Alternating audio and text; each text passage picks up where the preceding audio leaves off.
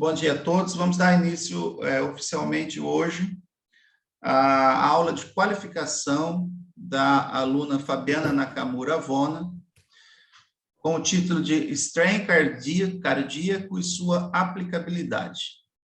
Então, a Fabiana vai ter de 40 a 50 minutos para apresentar o tema, expor, e depois deve ser feito a arguição com cada um dos membros da banca, sendo que ela terá 30 minutos, cada membro vai ter 30 minutos para falar e ela 30 minutos para responder.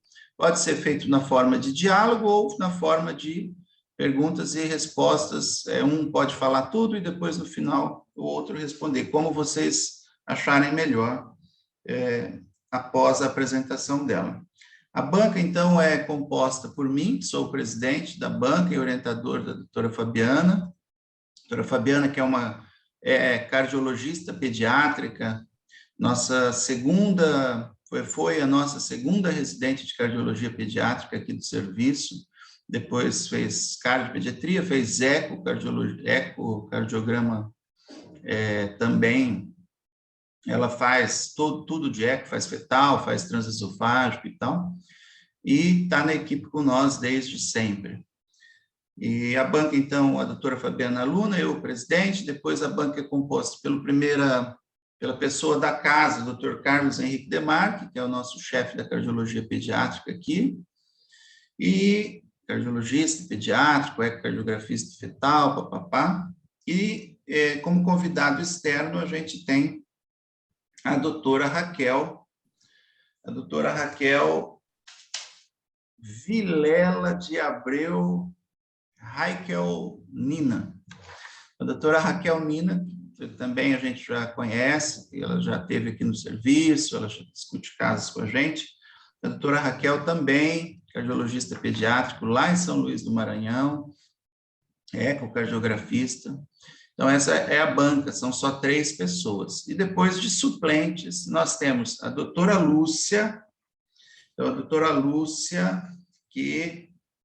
Lúcia Maria Vieira de Oliveira Salerno, doutora Lúcia, que também é cardiologista pediátrico, cardiografista, lá em Recife, também muito conhecida e respeitada do meio da cardiologia pediátrica, assim como a doutora Raquel, e suplente da casa do Dr. Carlos Henrique Demarque, o Dr. Ayrton Camacho Moscardini, que é o nosso pai do Hospital da Criança aqui em Rio Preto, pediatra que também prestou título de cardio, ele que iniciou a cardiologia pediátrica aqui em Rio Preto, junto com o Dr. Moacir Fernandes de Godoy e o Dr. Círio Rassi.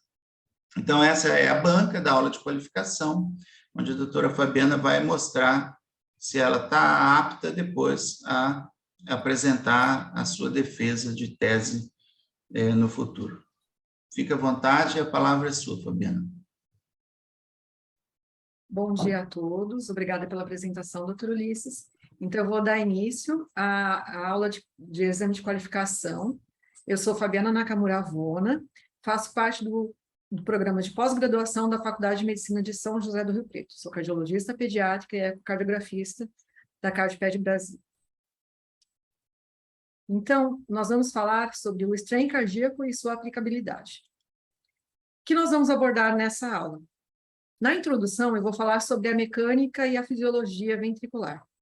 Após, eu vou falar sobre a definição e os princípios do strain, como que a gente faz para usar nessa metodologia a aquisição das imagens, os parâmetros que nós devemos levar em consideração, como nós fazemos para fazer a interpretação dos dados dessa aquisição dessas imagens, e, por fim, as inferências baseadas ao final dessa aula. Então, aqui falando sobre a fisiologia cardíaca e a mecânica ventricular, em 1972, Dr. Francisco Torrent Guasco, lá na Espanha, após longos anos, desde a sua graduação, fazendo dissecção de coração de várias espécies, provou que o nosso coração ele é formado por uma banda miocárdica ventricular única, helicoidal, que se inicia no tronco pulmonar e se finaliza na aorta, né? Então, ele tem um início aqui de umas fibras longitudinais que torcem sobre si mesma no ápice e terminam lá na válvula aórtica, né? Na via de saída do ventrículo esquerdo, dando essa formação de uma fibra única cardíaca, helicoidal. E esse modelo é baseado na dissecção de um coração de um boi que ele fez, né, que foi a publicação em 1972, em que foi retirado todo o tecido coronariano e feita uma preparação desse material, retirando todo o tecido conectivo. Então, aqui realmente estão só as fibras cardíacas que foram dissecadas manualmente e foram publicadas nessa época. Aqui, a gente pode ver que desde a estrutura celular, né, chegando na estrutura das camadas até formar essa hélice helicoidal, né, essa banda helicoidal, a gente tem o mesmo padrão de uma fibra contínua, né, o sarcômero dando origem ao conjunto de células miocárdicas que vão formar camadas do miocárdio que, por fim, terminando de formar essa banda, ela forma sempre um único contínuo. E isso é muito importante para a contratilidade ventricular. Aqui, o ventrículo direito com suas fibras longitudinais, eu acho esse modelo fantástico dessa corda, porque dá a sensação tridimensional para a gente, né? Passando para o ápice, em que ele há a torção sobre si mesmo, que é onde a gente tem o twist do ventrículo esquerdo, e terminando lá na aorta, né? Então, seria esse o trajeto que a gente tem dessa torção, dessa fibra da banda helicoidal.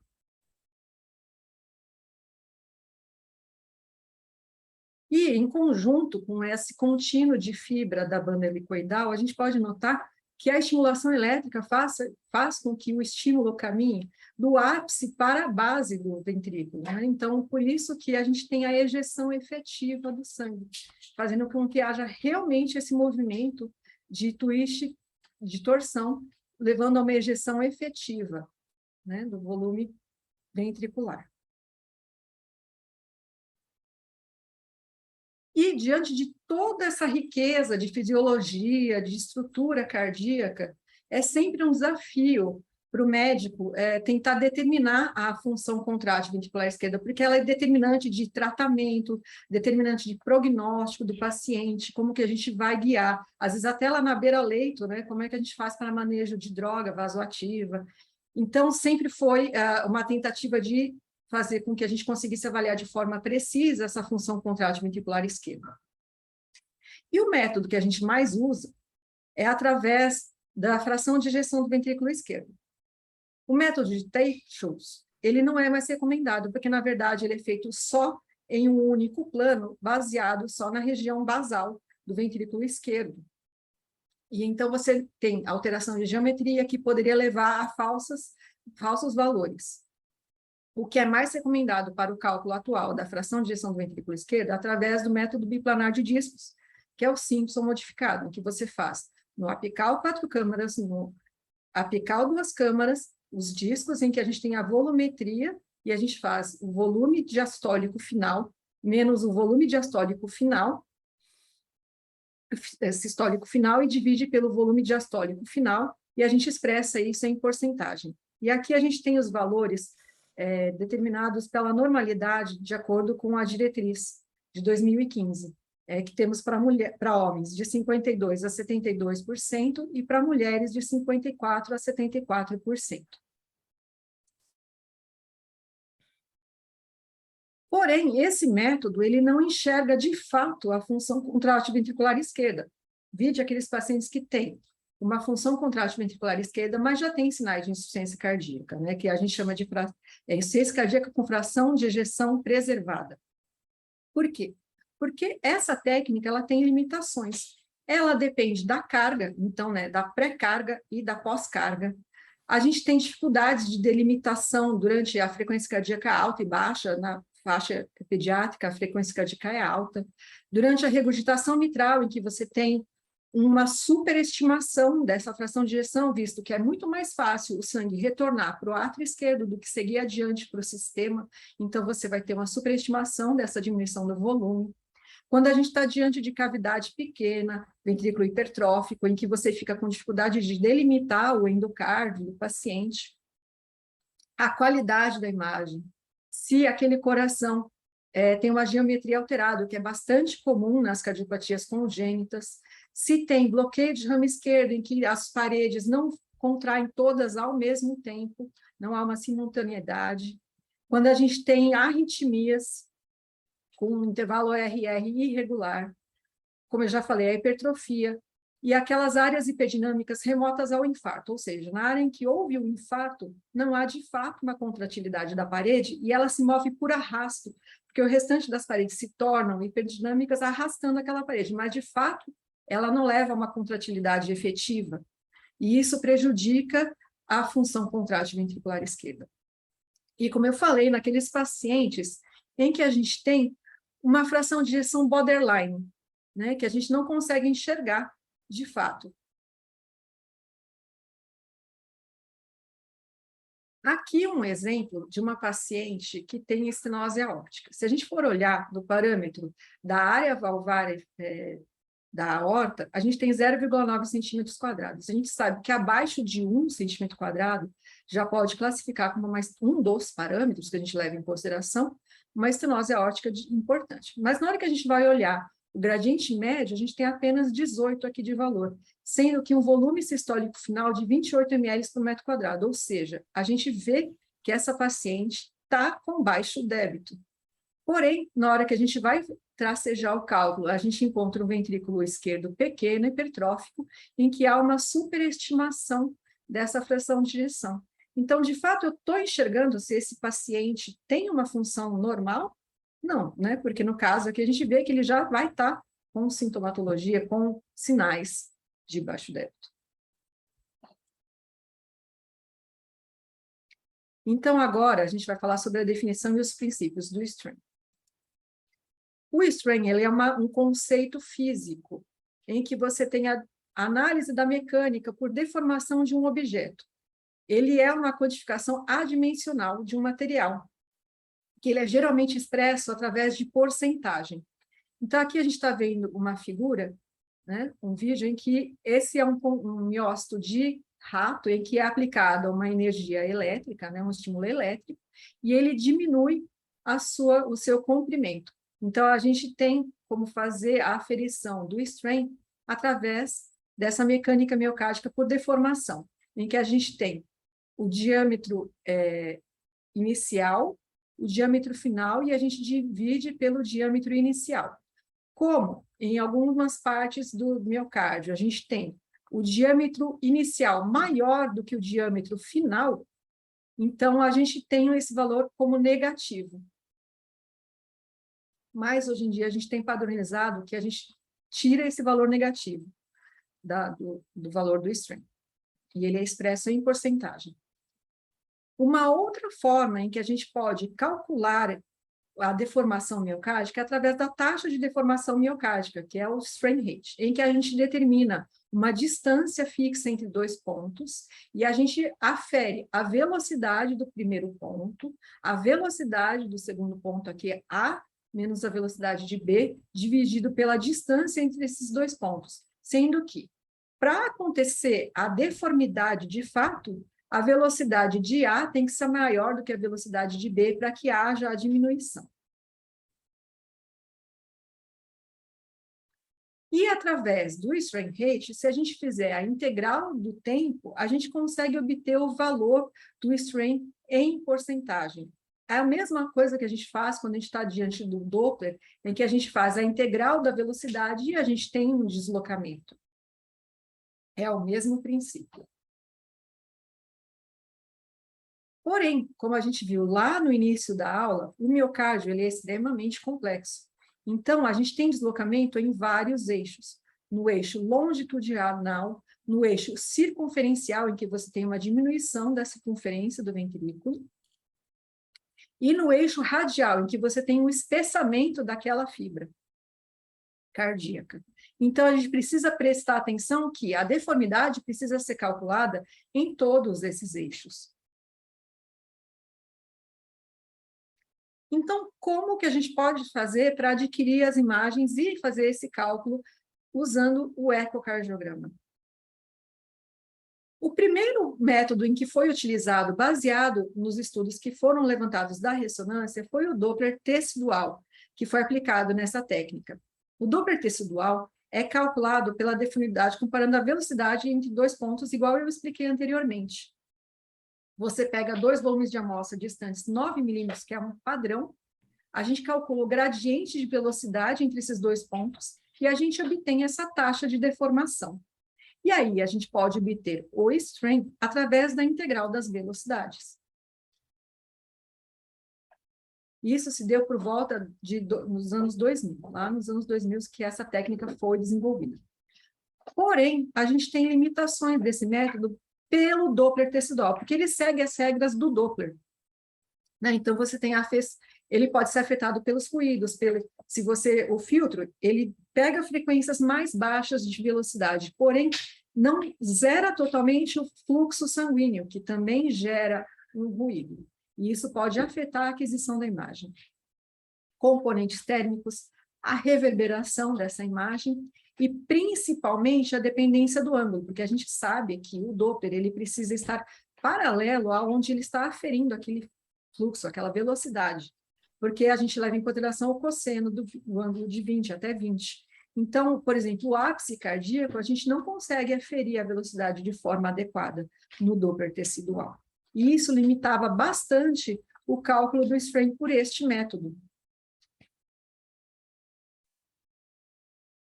Mas ele foi bastante importante para iniciar essa técnica. Então, aqui a gente vê à esquerda um paciente com miocárdio septal e a parede anterolateral, inferolateral e anterolateral, em que há mais ou menos um sincronismo entre a contração e a sístole e a diástole dessas duas paredes, dessas amostras que foram colocadas, posicionadas aqui. Aqui a gente já está diante de um paciente em que tem alteração pós-infarto, em que há um dissincronismo dessas paredes. Vejam que aqui elas seguem mais ou menos o mesmo padrão, e aqui a gente está diante desse dissincronismo entre a parede septal e a parede lateral. Então, foi um avanço bastante importante. Mas, hoje em dia, como é que a gente faz para calcular o strain? A gente usa o speckle tracking. O speckle, na verdade, é o pixel, que é a tradução da marca acústica para o computador, que ele traduz isso em uma impressão digital do miocárdio. É como a leitura do padrão de cinza, da escala de cinza, ela é fixa no miocárdio. Então, a gente consegue seguir esse padrão ao longo do ciclo cardíaco. E aí a gente pode fazer através de dois métodos. O block matching, que escolhe uma determinada região da imagem, que a gente chama de kernel, e segue esse bloquinho de imagem ao longo do tempo, ou o optical flow, que é o princípio de conservação do valor de cinza, que seria aquela escala de cinza em que a gente tem o eco bidimensional. Aqui a gente tem uma explicação do que é o block matching, em que a gente determina uma pequena área em que esses pontos estão numa mesma posição e a gente segue ele ao longo do ciclo cardíaco e vai ver aonde que ele termina no final. Então, por isso que a gente tem o deslocamento da região dessa área em específico. E a gente faz isso em cada segmento da parede ventricular. E isso vai dar o valor de strain de cada segmento dessa parede. Ele tem vantagem em relação ao Doppler tecidual porque ele não depende do ângulo. Mas quais são os pré-requisitos para a gente fazer a aquisição dessa imagem? O paciente tem que estar monitorizado com um bom traçado de eletrocardiograma. Não pode ter, por exemplo, aquelas interferências que a gente vê na linha de base. O traçado tem que estar constante ao longo da sua aquisição.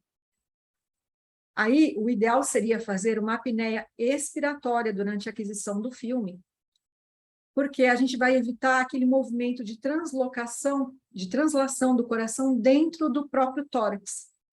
E isso é mais possível em crianças maiores e adultos. Já nas crianças menores, fica bastante difícil. Os clipes das janelas acústicas devem ter, no mínimo, 3 batimentos, sem extrasístole. A gente tem que fazer o ajuste do foco, da profundidade, da largura do setor para ajustar adequadamente. E ajustar o ganho e o frame rate, que é a taxa de quadros, de 40 a 80 quadros por segundo. Em crianças, a gente leva o parâmetro de 70 a 80% da frequência cardíaca basal. Então, aqui a gente tem a explicação do frame rate. O que é o frame rate? É como se a gente estivesse tirando várias fotos de um filme e produzindo um filme. Então, se você tem que seguir aquele bloco de marca acústica ao longo do ciclo cardíaco, a gente precisa ter uma sequência rápida de fotos, para que a gente não perca em nenhum momento a sequência daquele bloco, do block matching. Então, o frame rate ele é diretamente proporcional à frequência de repetição de pulso. E ele é inversamente proporcional à profundidade, à largura da sua amostra. Então, esses ajustes precisam ser feitos e tomar cuidado na hora da aquisição da imagem para que a gente não tenha falsos valores.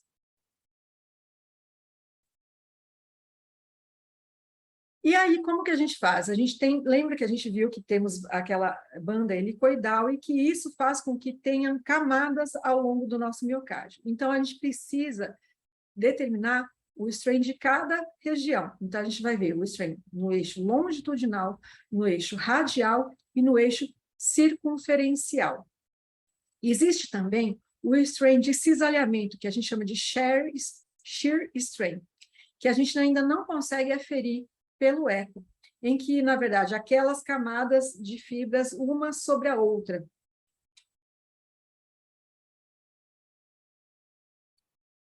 E quando a gente faz a aquisição das imagens, como é que a gente faz para representá-las na hora da interpretação? A gente pode mostrar através de curvas espectrais, a gente pode demonstrar através da codificação em cores da deformidade no modo M, a codificação em cores da deformidade no modo bidimensional, e assim como no Doppler tecidual, a gente faz o time to peak, que é o tempo para atingir o pico sistólico máximo. Então, aqui a gente está diante de um exemplo do nosso serviço, em que a gente está aqui, o strain rate, em que a gente não está tão habituado a observar, porque é um valor que é 1 sobre segundo, ou 1 a menos, segundo a menos 1, que a gente tem ao longo do tempo, né, do ciclo cardíaco, aqui a gente vê a onda R, toda a contração, a demonstração dessa curva espectral ao longo do tempo, a variação do strain rate ao longo do tempo. Outra forma que a gente tem para mostrar, aí sim, mostrando o strain em forma de porcentagem ao longo do tempo do ciclo cardíaco, durante a contração ventricular, em que a gente tem aqui o pico máximo, sendo que, se a gente colocar lá na hora da aquisição da imagem na nossa máquina, se a gente colocar em cima de cada pontinha, essas curvas representam cada parede, cada segmento do ventrículo, e aqui é o valor, essa linha branca é o valor global ao longo do tempo. Então, essa é uma curva espectral, time to peak. Outra forma, que a gente está bastante habituado a ver a representação da deformidade do strain, né?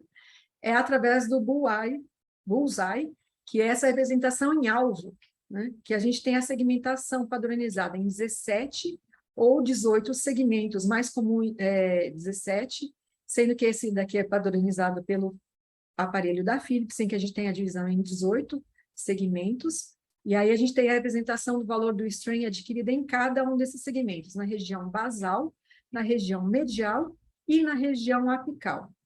Aqui ao lado, então, a gente tem a demonstração em cores no modo M, em que a sístole máxima a gente tem um vermelho mais intenso, assim como aqui no modo bidimensional, e a diástole a gente tem um valor, uma cor mais clarinha, ou quando também isso acontece de ficar com uma cor mais clara, quando não há deformidade daquela fibra. E aqui, mais uma vez, a curva espectral ao longo do tempo. Diante da aquisição dos parâmetros que a gente leva para a aquisição da imagem, para a representação dessa imagem, do valor da deformação do miocárdio, a gente vai interpretar esses dados. Então, novamente, em relação às fibras, elas mudam de direção. No endocárdio, as fibras estão mais paralelas à parede, à mão direita, que é a fibra em direção à mão direita. Na região central, essas fibras já ficam perpendiculares. Já na região epicárdica, essas fibras estão oblíquas em relação à parede. Aí a gente tem aqui a mão esquerda.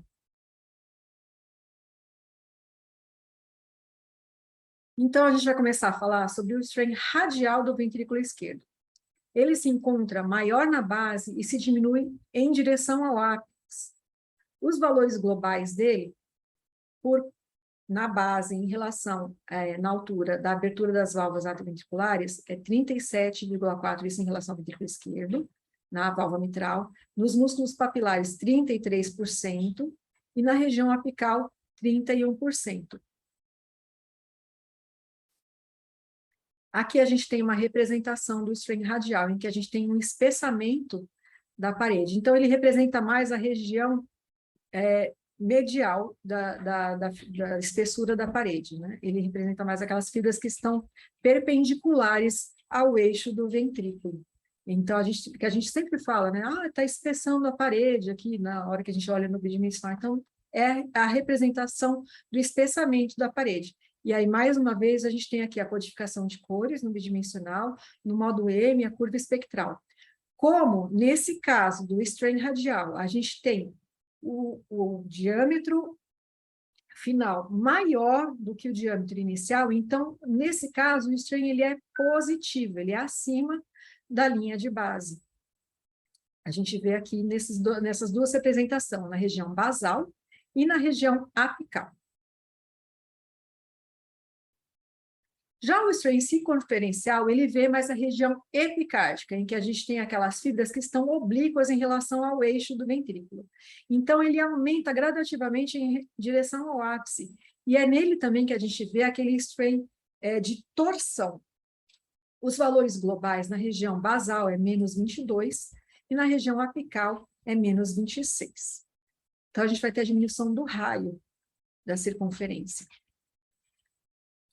Aqui uma representação de uma imagem que foi adquirida em nosso serviço, um paciente que tem uma patologia. Se vocês separarem aqui na curva espectral, as paredes não estão dando o seu pico máximo no mesmo tempo.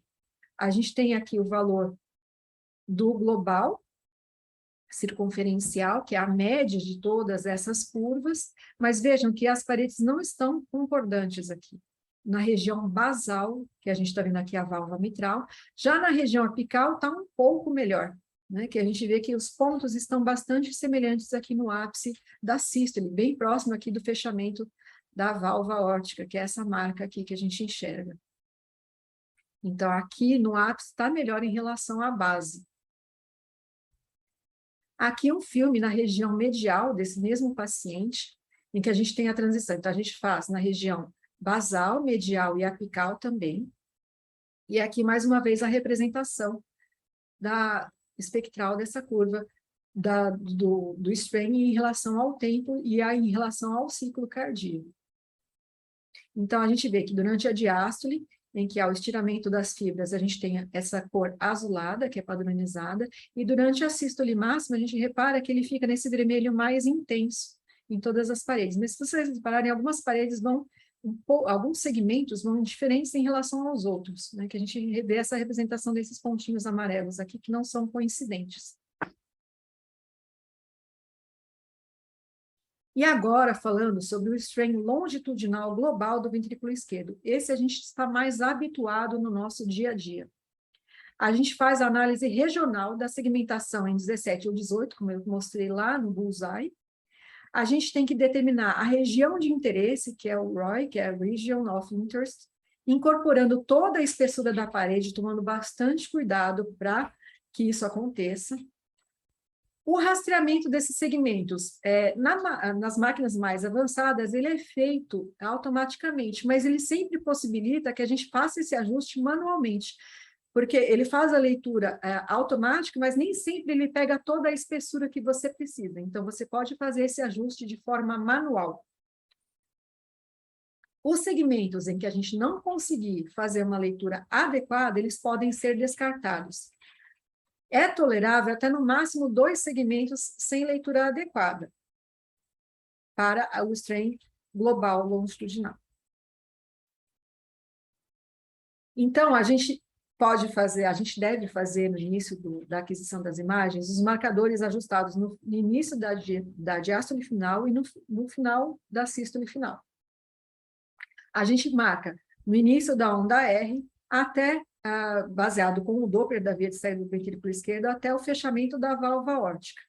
Nas máquinas mais novas, a gente já tem isso de forma automática. Mas o orientado é que você sempre faça, primeiro, a aquisição das janelas de 3 câmaras, em que a gente vê a abertura da mitral e o fechamento da aórtica ao mesmo tempo, para que essa marcação fique mais precisa. A frequência cardíaca, idealmente regular e sem grandes variações, menos de 10% entre cada janela que você faz a aquisição do filme. Isso, eu digo que é bastante desafiador na faixa pediátrica, porque eles variam muito a frequência cardíaca entre uma aquisição e outra de imagem. E aí, a gente, como eu falei, a gente faz a aquisição na janela 3 câmaras, 4 câmaras e 2 câmaras apical. Então, aqui a gente tem um exemplo de um paciente que ele tem dupla disfunção mitral e dupla disfunção aórtica, que ele teve uma endocardite, e aí a gente resolveu fazer o strain longitudinal do ventrículo esquerdo dele. Só que ele tinha uma janela bastante difícil, um paciente que é acima do peso, ele era bem colaborativo, mas acima do peso, então foi difícil a aquisição da imagem. Vejam que aqui eu não estou enxergando de fato o meu miocárdio, né? Eu perdi aqui toda a minha parede anterolateral, aqui é a mesma coisa da minha parede anterior. Então, aqui eu já tenho 2 segmentos que eles têm que ser invalidados durante o meu cálculo, porque o valor está baixo, não porque ele realmente é baixo, mas porque eu tive uma dificuldade de aquisição dessa imagem.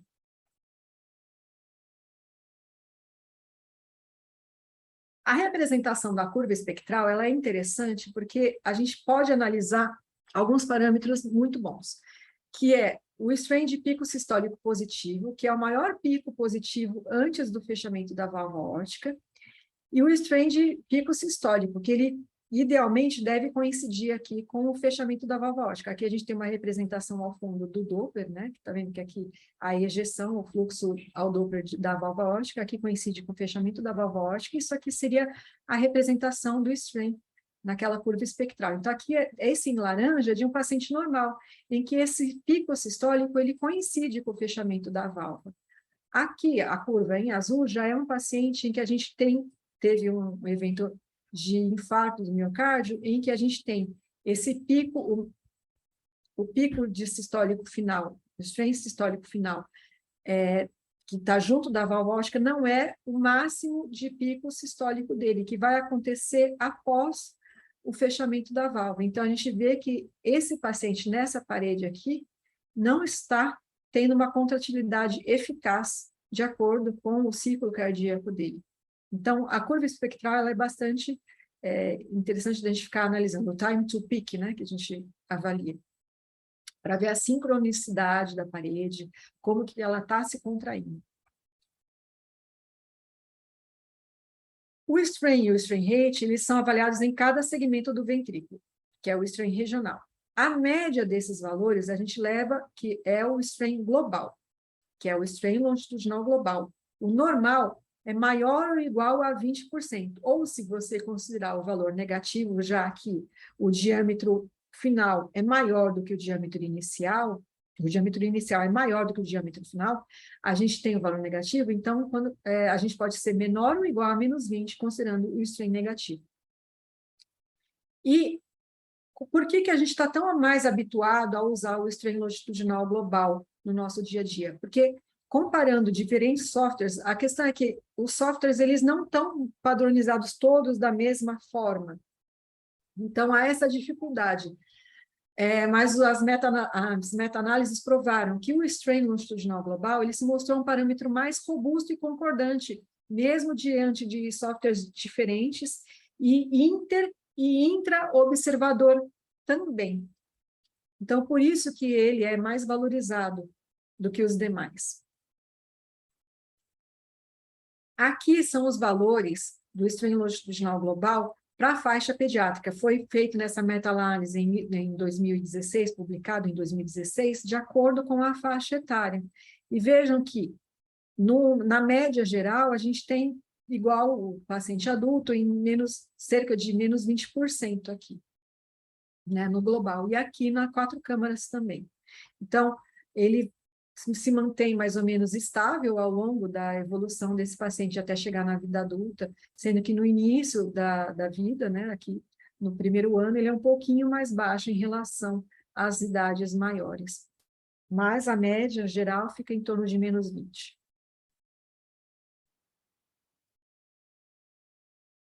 Então, como a gente está falando sobre o strain longitudinal global, quando que a gente tem usado ele na nossa prática clínica? Quando ele já está consolidado. Quando a gente está diante daquele diagnóstico diferencial da hipertrofia, das hipertrofias ventriculares. O atleta, o paciente que é hipertenso, aquele paciente que tem uma hipertrofia, uma miocardiopatia hipertrófica, para a gente avaliar o prognóstico desse paciente, o diagnóstico e o prognóstico das miocardiopatias, a dilatada, a restritiva, a hipertrófica, o acompanhamento das coronariopatias e a avaliação daqueles pacientes que têm insuficiência cardíaca com a fração de ejeção preservada, que a gente chama de disfunção incipiente. Aqueles pacientes que estão em tratamento de quimioterapia cardiotóxica, que a gente tem que fazer antes do início do tratamento e acompanhar ele ao longo do tempo para ver se ele vai evoluir com piora, né, dessa função contrátil ventricular esquerda, e também, quando a gente inicia a terapia, se há uma resposta a essa terapia. As valvopatias também, a gente tem esse acompanhamento ao longo do tempo em relação às terapias. Aqui, a representação em bullseye, que a gente viu anteriormente, nesse diagrama aqui, na figura A gente tem a estenose aórtica, né? Lembra daquele início que a gente viu aquela paciente que tinha uma estenose aórtica importante, que a fração de ejeção não reconheceu? Quando a gente realiza o strain desse paciente, a gente vê que ele está todo alterado globalmente. Aqui, em B, uma miocardiopatia hipertrófica assimétrica, em que essa região em que a gente vê essa coloração mais clara, que é onde realmente não há deformação do ventrículo, a gente consegue localizar o setor onde está o miocárdio hipertrófico, que ele não tem uma contratilidade adequada. Aqui em C, uma amiloidose, e aqui uma doença de Fabry também. Então, vejam que aqui são os padrões de bullseye diante de algumas patologias. Aqui é um filme que fez parte dos pacientes que eu fiz aquisição para a minha tese, em que a gente vê a representação do strain longitudinal global, né, que aqui está a média em menos 19,3. A gente vê a representação aqui no bidimensional da codificação em cores e o valor de cada segmento do strain longitudinal de cada parede do ventrículo esquerdo. Então, aqui a gente consegue ver que as paredes a gente consegue ver o miocárdio dessas paredes, o posicionamento daquela amostra que eu falei anteriormente, a representação em bullseye, e aqui a representação do time to peak, e também no modo alvo, né, bullseye, que a gente fala. Aqui a representação espectral, né, em que a gente tem a média nessa curva branquinha, que a gente vê aqui, e de todas as paredes aqui dos segmentos, que eles estão mais ou menos coincidentes com aqui a marca do fechamento da válvula aórtica.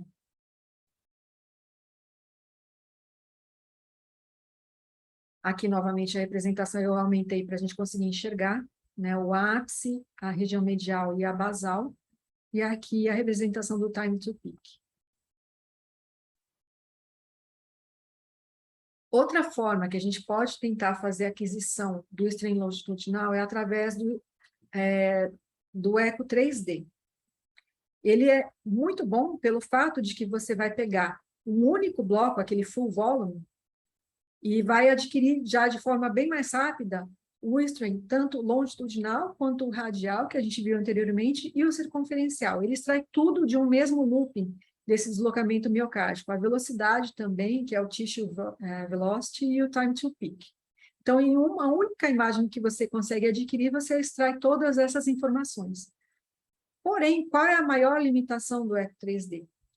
A gente sabe que não é fácil a aquisição da imagem, né? A gente às vezes adquire e a máquina não consegue fazer uma leitura adequada. E o 3D, ele exige o frame rate mais baixo. E a gente viu que o frame rate importa na aquisição da nossa imagem, para a gente seguir aquele bloquinho ao longo do tempo. Então, como o frame rate é mais baixo, isso é meio que impeditivo. Não impeditivo, mas é bem mais difícil, por exemplo, na faixa etária pediátrica, em que você precisa de um frame rate mais alto. Aqui a gente tem uma figura em que a gente tem a representação do strain tridimensional. Acima, um paciente saudável, e aqui abaixo, um paciente com amiloidose, em que a gente tem Aí, no caso, como é eco 3D, a gente também tem valores de volumes desse ventrículo, do strain, de todos eles, né, circunferencial, radial, longitudinal, tudo numa única aquisição de imagem. Seria muito bom que a gente conseguisse desenvolver essa técnica, porque iria evitar um trabalho bem maior, né?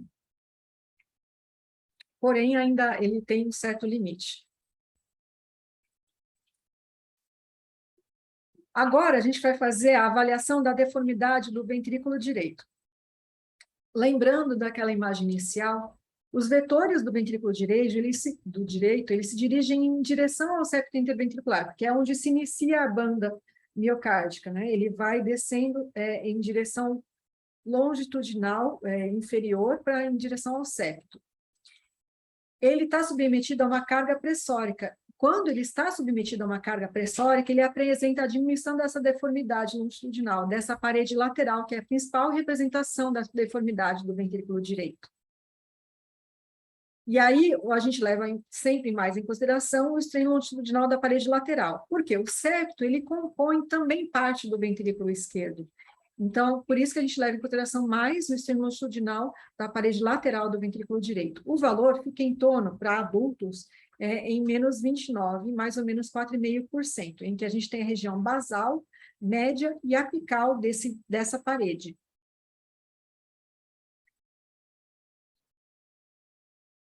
Aqui é uma meta-análise que foi realizada, publicada em 2014, em que a gente tem os valores para a faixa pediátrica, aqui do global da parede, né, do global e da parede média, aqui, a média de menos 29, sendo que o limite inferior é menos 26%. Esse, no caso, é o global. E aqui, em relação à parede apical, média e basal. 29, 32, 33. Então, está bastante semelhante ao valor que a gente determina para os adultos. Aqui, mais uma vez, os cuidados que a gente tem que tomar em relação ao ventrículo direito, a avaliação da deformidade do ventrículo direito. Ele tem que caber na tela. O que, por exemplo, para aqueles pacientes que são pós-operatório, de tetralogia, a gente falou que você tem uma insuficiência pulmonar importante, que há dilatação daquela câmara, é uma tarefa hercúlea colocar aquele ventrículo dentro do seu setor, né, necessário. A gente sempre acaba perdendo alguma parede. Então, é importante que a gente posicione melhor a nossa sonda, rotacione para fazer com que o foco fique em cima do ventrículo direito e a gente consiga ver claramente a porção apical e basal desse ventrículo. E aí ele consegue, o software consegue fazer uma leitura adequada dessa parede, tanto da septal quanto da parede lateral, que é a que mais nos interessa, né? A parede livre do ventrículo direito. Então, aqui a gente tem uma demonstração de que a gente perdeu o ápice desse ventrículo, então, anulamos 2 segmentos, e aqui, posicionando melhor o paciente e a sua sonda, a gente consegue fazer com que o ventrículo caiba inteiramente na nossa tela e possibilite a leitura do strain desse ventrículo todo. Aqui um exemplo do nosso serviço, em que foi feita a aferição. Então, vejam que a gente desloca, né, desfoca aqui do ventrículo esquerdo, a gente posiciona melhor e mais centralmente aqui o ventrículo direito, para que todos os segmentos e a espessura da parede necessária caibam dentro da nossa amostra, para que faça uma leitura adequada. E aqui a representação também de cada segmento, né, da parede, e aqui o global da parede livre do ventrículo direito, da parede lateral do ventrículo direito. Esse paciente aqui também está coincidindo aqui com o ciclo do final da sístole também. Aqui é um exemplo que eu achei muito interessante, que a gente fez a aquisição dessa imagem de uma paciente que é pós a cirurgia de cone. Ela tem anomalia, tinha, né, anomalia de Ebstein como base, foi feita a cirurgia de cone, ela tem atualmente 15, 16 anos, e ela tem disfunção desse ventrículo direito. Então, a gente consegue enxergar essa disfunção pela análise da parede, do strain da parede lateral desse ventrículo. Aqui deu menos 12, menos 20%. Então, as paredes, elas não, os segmentos não estão coincidentes, né? Vejam que um está mais acima, outro está mais abaixo, o global também deu alterado na parede lateral do ventrículo direito. Então, por mais que a válvula esteja funcionando de forma adequada, esse ventrículo, pela alteração da cardiopatia congênita, ele sempre vai acabar tendo uma disfunção, e esses pacientes expressam sintomatologia.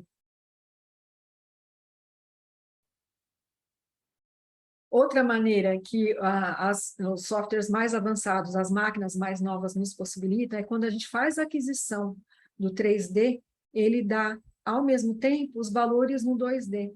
Aqui o TAPS, o FAC, e também os valores do strain da parede livre e do septo, aqui. Quando você consegue fazer de forma adequada e quando a gente respeita aquele limite do frame rate. O nosso sonho seria que, em uma única imagem, a gente conseguisse ver volumes, fração de ejeção e o strain, tudo numa única imagem, né? Essa aqui é uma imagem da volumetria adquirida do modo 3D do nosso serviço, e é uma imagem bastante bonita, né? O ideal seria que, através de uma única aquisição, a gente conseguisse todos esses valores para aferição e enxergar, de fato, a função ventricular do nosso paciente. Agora eu vou entrar na avaliação da deformidade atrial esquerda. O átrio esquerdo, ele tem 3 funções básicas, que é a função de reservatório, que ele acontece assim que fecha a válvula atrioventricular e entra a sístole ventricular, que ele contribui cerca de 40% para o enchimento ventricular. O conduto, na hora que ele abre, né, a válvula atrioventricular e ele ejeta rapidamente, aquele fluxo vai para o ventrículo, que é a fase de enchimento rápido, cerca de 35% ele contribui para o enchimento ventricular, e no final, a sístole da contração atrial, que é o que a gente chama da fase de bomba desse átrio esquerdo. Como a gente tem, na verdade, uma expansão dessa cavidade, porque ela está se enchendo, então as curvas elas têm direções opostas em relação às curvas ventriculares.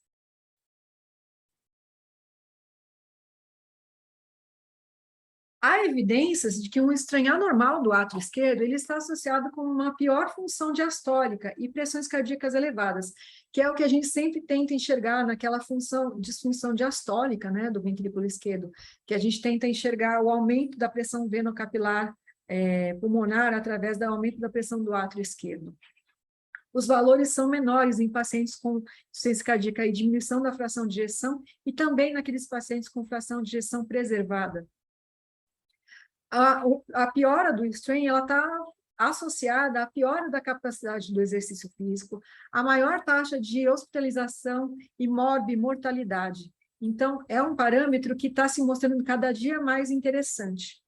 E ele também é um preditor de resposta à terapia de ressincronização miocárdica, que é uma terapia que a gente vê mais na faixa, nos pacientes adultos, né? A gente não está habituado na congênitas, mas ele é avaliado quando a gente faz a terapia de ressincronização miocárdica. É um strain bastante interessante, que a gente que mostra bastante coisa, a gente não tá tão habituado a ele. Aqui, mostrando a deformidade atrial esquerda, baseado nessa guideline, nessa diretriz da Sociedade Europeia, em que ele fala para a gente fazer a marcação de acordo com o eletro também, porque como a gente padroniza dos ventrículos, baseado no ciclo cardíaco, mas fazendo a marcação no eletro, no átrio também eles orientam que se faça essa marcação baseada no eletro, né? Então, aqui a gente tem a fase de condução, a fase de enchimento rápido, a fase de condução e a contração atrial. Então, a gente tem uma curva que vai sendo oposta à formação, sendo que ela é negativa durante a contração atrial, porque é na hora que a câmara diminui o seu tamanho, né? E aí, a gente tem valores normais que foram determinados agora da fase de reservatório, da fase de condução e da fase de contração, sendo que é 39%, 23% e 17%.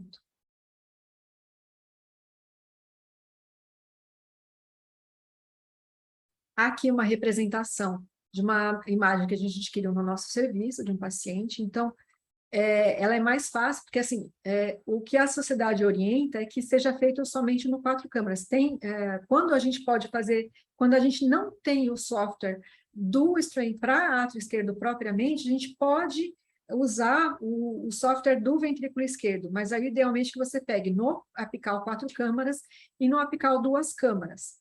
Né? Mas, quando a gente já tem um software preparado, a gente pode fazer aquisição somente no apical 4 câmaras, que ele já dá todos aqueles valores, né? Espectral em cores, a curva time to peak aqui, ao longo do tempo, ao longo do ciclo cardíaco, e aqui, então, a gente tem a contração atrial aqui, que acaba ficando negativo. Então, ele é positivo, né? E aí, no final, quando a gente tem a contração atrial, então, a fase de reservatório, a fase de conduto e a fase de contração atrial, em que ela fica negativa, o valor do strain.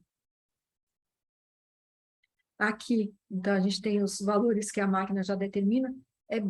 Quando a gente tem o software, assim, acaba sendo bem rápido e às vezes até mais fácil, porque o átrio ele acaba cabendo mais na tela. A gente só tem que tomar cuidado para tentar anular um pouquinho a posição da nossa sonda, para anular um pouquinho as veias pulmonares, porque é lá que a gente acaba perdendo um pequeno segmento do átrio, mas sem achatar demais o nosso átrio. Então, a posição tem que ser, desde que você não abra tanto as veias pulmonares, nós cardiologistas pediátricos adoramos, né, abrir a veia pulmonar, então a gente vai ter que dar uma posteriorizada e enxergar menos a veia pulmonar para conseguir ver todos os segmentos do átrio esquerdo. E aqui, por fim, eu não vou abordar tanto, em relação que também dá para fazer a deformidade atrial direita, que a gente também tem as mesmas fases, a fase de enchimento rápido, contração atrial, fase de reservatório. Então, é reservatório, conduto e contração atrial. A gente tem essas mesmas 3 fases e o perfil é o mesmo, né? Então, a gente também tende a enxergar mais a disfunção, aumento pressórico do ventrículo direito, aquela diástole do ventrículo direito que não está tão adequada. Eu acho que também vai tender a desenvolver melhor a deformidade atrial direita, né? Porque na cardiopatia a gente tem bastante doença que afeta o ventrículo direito e a gente tem dificuldade de enxergar como esse ventrículo está funcionando. Então, às vezes, talvez essa deformidade atrial direita vá vir a nos ajudar a enxergar isso. Bom, finalizando a aula, eu vou concluir fazendo as inferências, o take to home, né? Então, a complexidade mecânica da contração ventricular exige melhores métodos de avaliação, né? Não dá para ficar só na fração de ejeção, naquele método biplanar, ou mesmo que a gente está tão acostumado que é fazer só lá no TEICOS, né? A aferição da fração de ejeção. A fração de ejeção está boa, tá, mas o que mais eu posso fazer para enxergar aquela mecânica ventricular? Lembrar que o speckle tracking foi um marco, né, que possibilitou a gente enxergar essa deformidade da parede miocárdica, eliminando as limitações impostas pelo Doppler tecidual. Então, esse avanço, assim, nos últimos 15 anos, foi impressionante. A realização do método strain, apesar dela ser muito boa, ela exige muito cuidado, porque a gente não pode deixar de tomar todos aqueles cuidados para aquisição da imagem, porque senão a gente vai trazer dados que não vão interpretar a nossa realidade, né? Então, não adianta ser, ai, que lindo, strain, vamos adquirir. Não, nós temos que tomar passo a passo, ter o cuidado, posicionar. E a gente sabe o quão desafiador é isso na faixa pediátrica. Lembrar que o que a gente tem de forma mais consolidada no nosso meio é o strain longitudinal global, que ele tem um parâmetro mais robusto e concordante em relação a inter e intra-observador, em relação às marcas e softwares diferentes. Então, é uma medida que a gente tem que começar a trazer mais para o nosso dia a dia. Como eu falei, a gente consegue reproduzir inter e intra-observador, e aí agora a gente vai ter uma nova diretriz que vai trazer valores de ventrículo direito, ato esquerdo e ato direito. Obrigada, aqui eu finalizo a minha aula. Estou aberta à discussão.